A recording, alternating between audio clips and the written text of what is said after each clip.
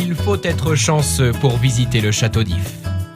Mer d'huile, pas de Mistral, les conditions sont réunies pour accéder à ce morceau d'histoire face à Marseille et au Vieux-Port.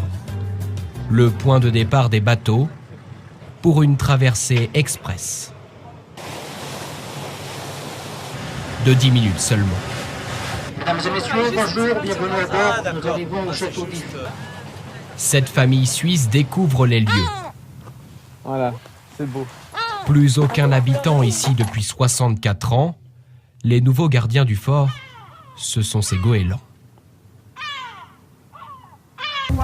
Ah ouais, on voit son œuf là. Ah ouais, ils sont trop beaux, les œufs. Il croit que tu vas l'attaquer.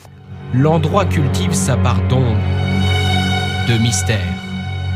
Dans cette ancienne prison d'État, à chaque corridor son secret. À chaque cellule, son détenu célèbre. Ici à droite, la geôle de Mirabeau, l'écrivain. Mais au château d'If, le plus connu des prisonniers n'a jamais existé.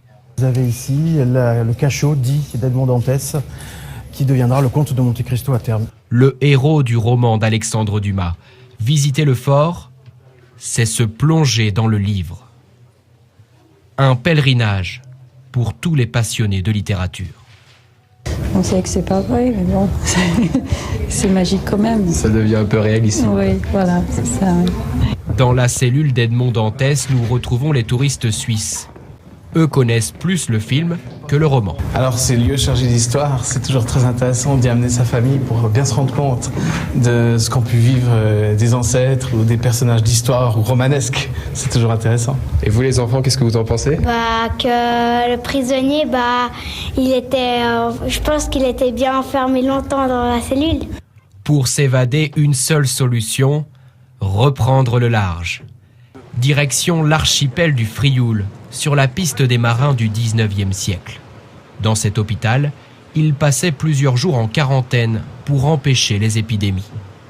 Marseille a une histoire sanitaire qui est très ancienne, les consignes sanitaires existaient. Vous avez à la fois sur le Frioul comme une station sanitaire et comme un port de quarantaine. Aujourd'hui, l'espace est protégé au cœur du parc national des Calanques. Végétation provençale exceptionnelle, paradis sauvage pour les randonneurs. Tu as vu, on dirait même les calanques corses. Une île, c'est toujours ailleurs. On a toujours l'impression de se trouver ailleurs, dans un autre paysage, une autre vie. Et ça donne une dimension supplémentaire à la balade. Et pourtant, le Frioul fait bien partie de Marseille.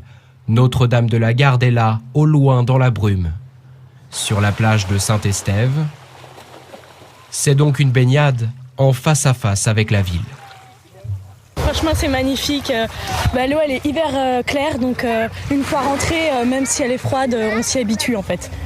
Du château d'If aux îles du Frioul, un voyage dans l'histoire de Marseille, une balade à 20 minutes du centre-ville, avec l'impression d'être ailleurs.